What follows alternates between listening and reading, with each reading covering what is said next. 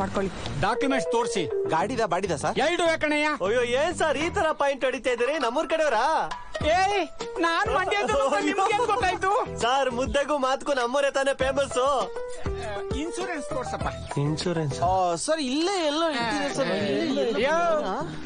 ನಿನ್ document sale ಮಡಗಿದಿ ಅಂತ ನಿನ್ಗೆ ಗೊತ್ತಿಲ್ವಾ? ಸರ್ ಮೊನ್ನೆ ಸರ್ವಿಸ್ ಬಿಟ್ಟಿದೆ, ಅವನು ಎಲ್ಲಿ ಎತ್ತಿಟ್ಬಿಟ್ಟವನೆ.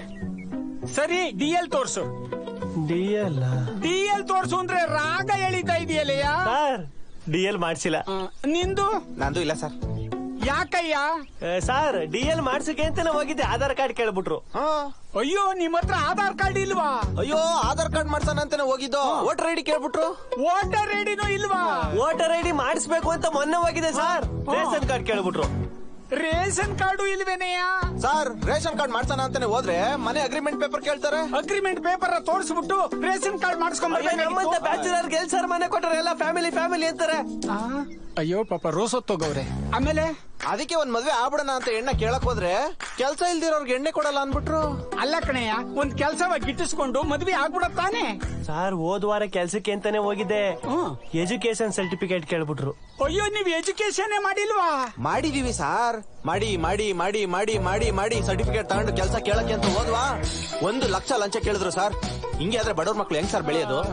ಅದಕ್ಕೆ DL ಮಾಡ್ಸಕ್ ಆಗಿಲ್ಲ ಸರ್. ರಾಮ, ಎಂತೆಂತ ಕತೆನೋ ಕೇಳಿದೀನಿ, ನಿಮ್ಮಂತರ ದುರಂತದ ಕತೆನ ಇವತ್ತೇ ಕಣಪ್ಪ ಕೇಳಿದ್ದು.